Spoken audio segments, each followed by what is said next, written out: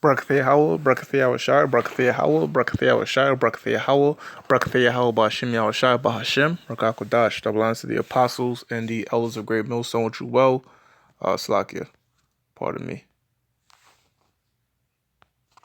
Double honors to the apostles and the elders of Great Millstone, which you well. Salutations to the whole elect out there, man. You Akim Tasadakim that do this thing in the utmost truth and sincerity. On the pre-Shemana, this week's topic is going to be entitled, Ancient World versus Modern World, parentheses, Incest. The apostles have been going back and forth with this Christian guy and throwing some stuff at them in the ancient world, that is frowned upon today. And when you approach this Bible, you cannot approach this Bible with your emotions. You can't, first and foremost, if you approach it with your emotions, you lean onto your own heart, you're going to get offended, guaranteed. You know what I'm saying? Because there's things in this Bible that we, being in captivity and westernized here in America, we're going to have a different outlook on certain scriptures, man. But you got to teach the scriptures 100%, how it is. I believe the apostle was going into this guy with the form of, taking women by force, raping them, how the laws concerning that and how women were looked at differently. Now, the aspect that I want to touch is the aspect of incest, which is pretty much, dealing with a family member, one close to kin. And I have here in the Nave Dictionary of Incest, all right, these are scriptures, Leviticus chapter 18, 6 to 18, Leviticus 20, 11, 20, Leviticus chapter 20, verse 11 to 12. All these particular scriptures is dealing, when the law was written, how it was forbidden. You know what I'm saying? Dealing with those close to kin. And which one is acceptable and which is not acceptable. Prior to the law being written, I got news for you though.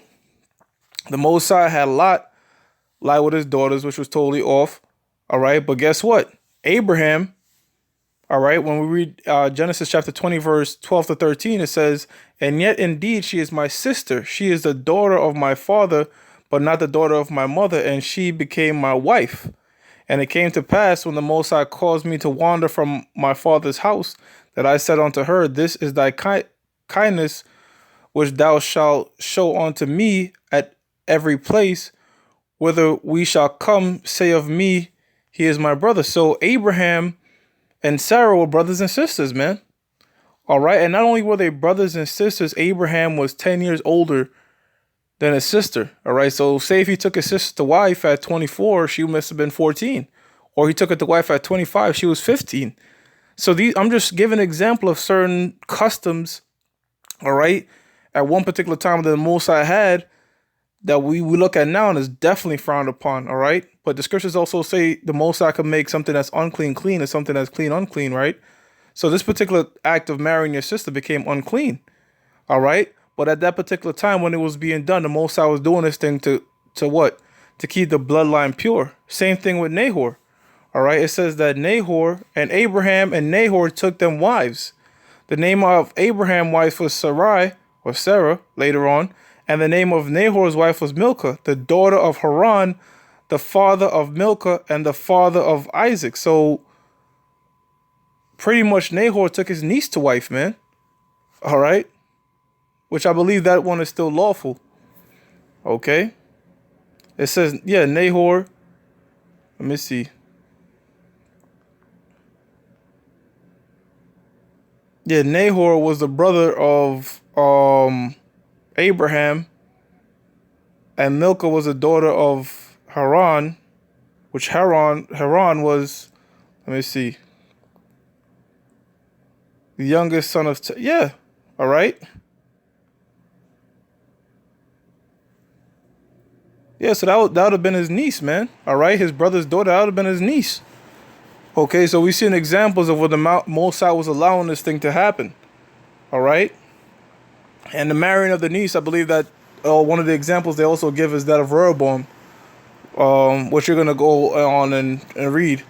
This is Exodus 6. They have Exodus 6 and 20 with Amram, of course, Judah, all right, lying with his when you go to Genesis 38, Tamar beguiled Judah, okay, but that, that one was a form of him marrying his daughter-in-law, Okay, but she supplanted him for children. You know, but that had to happen in the spirit because out of that particular sexual act, you know, came our Lord. You know, so you have Amnon, Absalom, which Absalom forced his sister. All right, now these I gave some examples prior to the Levitical law where it was unclean, but here's some forms of quote unquote marriages near of kin that are still lawful. All right, such as who? Such as they have Jacob with Leah and Rachel. All right, so I'm gonna read some of these instances, man. All right, which again, this today will be frowned upon. You know, marrying your first cousin will be looked at as like, what the hell are you doing? All right, Genesis 24:15, and it came to pass before he had done speaking that behold, Rebekah came out, who was born to Bethuel, the son of Milcah, the wife of Nahor, Abraham's brother, with her pitcher upon her shoulder. So Rachel, I'm sorry, Isaac and Rebekah were cousins, man. All right, Genesis chapter 24, verse 67. It says, and Isaac brought her into his mother, Slakia, and Isaac brought her into his mother's Sarah's tent, and took Rebekah, and she became his wife, and he loved her, and Isaac was comforted after his mother's death. All right, so Isaac married his first cousin Rebekah. Same thing with Jacob, Leah, and Rachel. Here we go now. This is Genesis chapter 29, verse 23. And it came to pass in the evening that he took Leah, his daughter, and brought her to him, and he went in unto her. All right? Which he thought he was dealing with Rachel at first. Jacob thought he was dealing with Rachel at first, but his uncle supplanted it. Laban supplanted him, man. It says, and he went in also unto Rachel, and he loved also Rachel more than Leah, and served with him yet 7 other years. All right? So guess what, man? This guy that's getting his emotions, things were different in the ancient world, man. All right? Such a common thing, all right, that we see was people were marrying those close to kin. All right? Prior to the Levitical law, it was much closer, and after the Levitical law, it was still pretty close, man. All right? It was still pretty close to marry those of your kin. Now, I'm going to show you something in the book of 2 Chronicles, chapter 11, verse 18. You know, aired towards these so-called Christians. It says, and Rehoboam, the son of Solomon, all right, who later will be the head of, you know, the southern kingdom, took Mahalath, the daughter of Jeremoth, the son of David, to wife. And Abiel, the daughter of Eliab, the son of Jesse. So it says the son of David, all right, which would make Jeroboam the brother of Solomon. All right, so he took his uncle's daughter with first cousins, all right, to wife. And it says, and Abiel, the daughter of Eliab, the son of Jesse. All right, so this daughter right here could have most possibly, when you look it up, could be like a granddaughter. All right. So he's taken those very close of kin to marry, and this was after the Levitical law. Why? Because if you watch Game of Thrones, it was something about keeping like a royal line, man. All right. If you look at Joseph and Mary, their loins both go back to Solomon. Like it's a thing about people to keep a pure bloodline for that royalty, man. All right, and it's not going off. All right, this is they weren't going off by doing none of that, man. It says, which bear him children, Jehush and Shamara and Zaham. All right, and after her he took Maacah, the daughter of Absalom. All right, so he took the daughter of Absalom. So Absalom, which bear him Abijah and Atta and Ziza and Shelmoth. Well, I'll say this much. This Absalom right here, when I looked it up, it's not the Absalom that's akin to David's son. All right, because I believe the Absalom, the son of David, only had one daughter. All right, so this could have been a different Absalom. But the point being is that um he in ancient times, all right, in the ancient world, you would marry somebody close to your kin, primarily your first cousin, man. All right, which is a practice that you don't really see too often nowadays. Okay, if you brothers want to look at these scriptures on your own, you could do it, but guess what, man? That was a common practice, and that was the most preferred practice to do. Now, what I'm gonna do is I'm gonna go to the book of Tobit, all right, and I'm gonna show you that it was still going on to the latter end of the all the way up to the Assyrian captivity, man. So let me go ahead and go to the book of Tobit, chapter 6, verse 15. It says, "Then the angel said unto him, Dost thou not remember the precepts which thy father gave thee?" Who's he talking about? Tobias. "That thou shouldest marry a wife of thine own kindred. Wherefore hear me, O my brother, for she shall be given thee to wife, and make thou no reckoning of the evil spirit, for this same night shall she be given thee in marriage," man. All right. And I believe it was it verse 12? Yeah, verse 12 is what I wanted.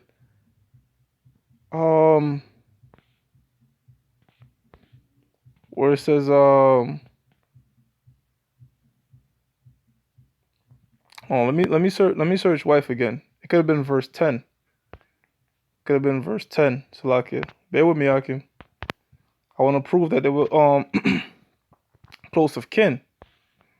There's the 6th chapter. Pretty sure it's verse 10 now that I'm remembering it. Yep. Let's go to Tobit chapter 6, verse 10. This is Tobit 6, verse 10. It says, "The angel said to the young man, Brother, today we shall lodge with Raguel, who is thy cousin. He also hath one only daughter named Sarah. I will speak for her, that she may be given thee for a wife," man. So look at that, man. All right. So taking my cousin's daughter, that's close. Hey, today that again, that will be looked up as upon weird, man. All right. Not only is that my cousin, but my cousin's daughter will be extremely younger than me, man. That would be like my little niece. So see how things have changed from the ancient world versus the modern world, and you can't put your emotion into these scriptures, man. All right, you have to submerge yourself in the fact that, look, man, things were different back then. Now, what I want to close out with, all right, is a little information for you brothers that you might not notice, that the Most High in the beginning wanted to keep the bloodlines very pure as possible, to the fact that Abraham, it's like Adam and Eve, all right, could primarily, must have been brothers and sisters, man. And I'm going to prove that. All right, this is the book of 2 Samuel chapter 19, verse 12. It says, "Ye are my brethren, ye are my bones and my flesh. Wherefore then are ye the last to bring back the king." So when somebody is your bone and your flesh, it means that somebody is of your same bloodline, very close to you. It says, "And say ye to Amasa, Art thou not of my bone and of my flesh? Most I do so to me, and more also, if thou be not captain of the host before me continually in the room of Joab." So Amasa, who was speaking right here? Let me see. Amasa must have been, it says Amasa, the son of Ithar. All right. So that was David's, and okay. All right. So he had blood ties to David and Absalom. Okay. So basically they were related, man. All right. Somebody's the bone of your bone and flesh of your flesh means that they're related to you. I'm going to prove that again. This is the book of 2 Samuel chapter 5, verse 1. It says, "Then came all the tribes of Israel to David unto Hebron, and spake, saying, Behold, we are thy bone and thy flesh." Okay, so, the Most High, the way he set it up was you were supposed to deal with people of your kindred, man. All right? Those very close to you. Okay? Now, jump into Genesis, all right? Genesis chapter 2, verse 21. It says, "And the Lord Yahweh Bashim Yahushai, okay, caused a deep sleep to fall upon Adam, and he slept, and he took." Now, when it says a deep sleep, it ain't talking about actual sleep. All right? What it means, deep sleep, is that Adam was about to go off. All right? Because this particular act, what Adam did, it became something unclean. All right. The act of lying with someone very close to his kin. It says in the Lord, Yahweh Bashim Yahushua, because remember the scripture says gross darkness of people. And the scriptures also speak about deep sleep, man. All right. In the sense of sin. It says in the Lord, let me see if they have any precepts on that. Let me see if I can find any on deep sleep.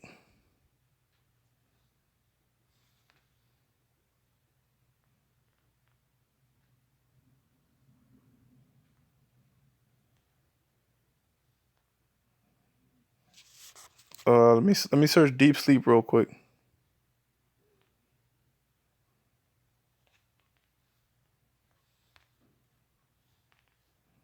It's not written as deep sleep, man. It's scriptures. Uh, it's not written like that. It's written to prove that the deep sleep is talking about sin. It's written differently. Just can't remember. Let's see.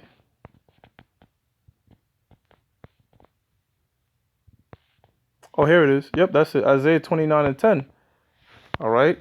Let's go to Isaiah 29 real quick. Then we're gonna go back.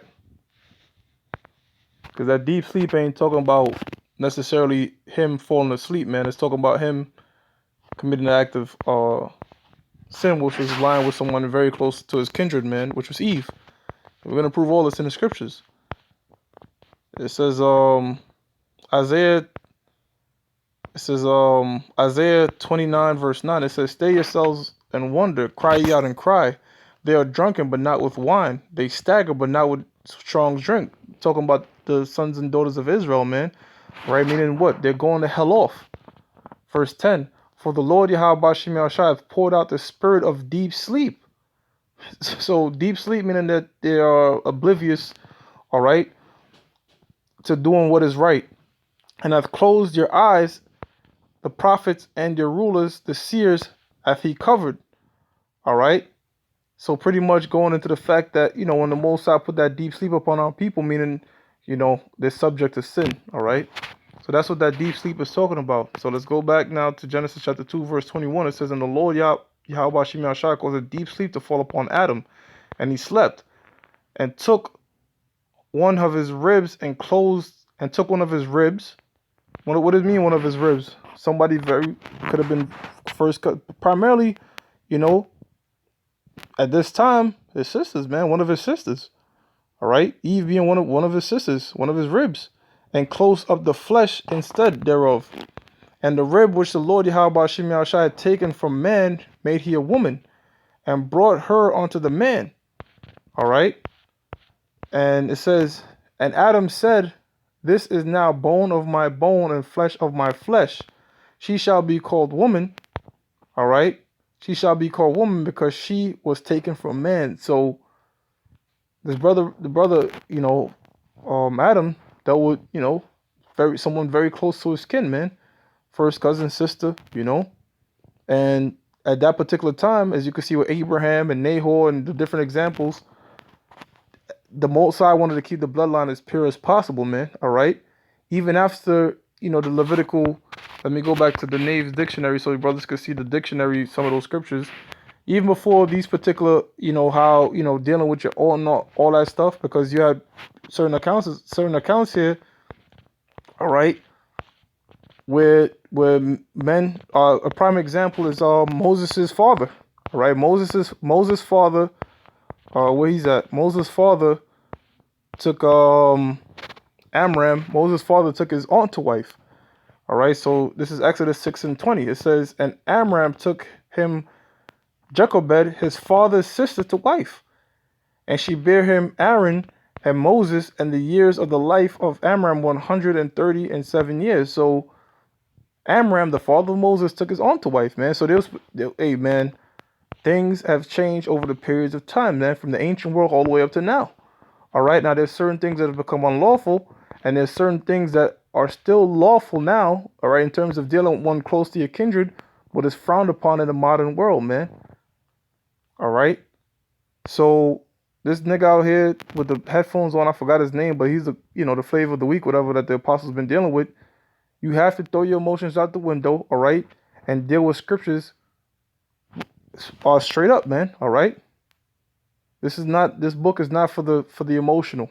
All right. Hey, so with that, I'm going to give all praises to Yahweh, Bahashim Yahushai, Bahashim Rakak Wadash, with double honors to the apostles and the elders of Great Millstone, which you well. And salutations to the hopeful elect out there, man. You Akim Tasadakim that do this thing in the utmost truth and sincerity. Shalom.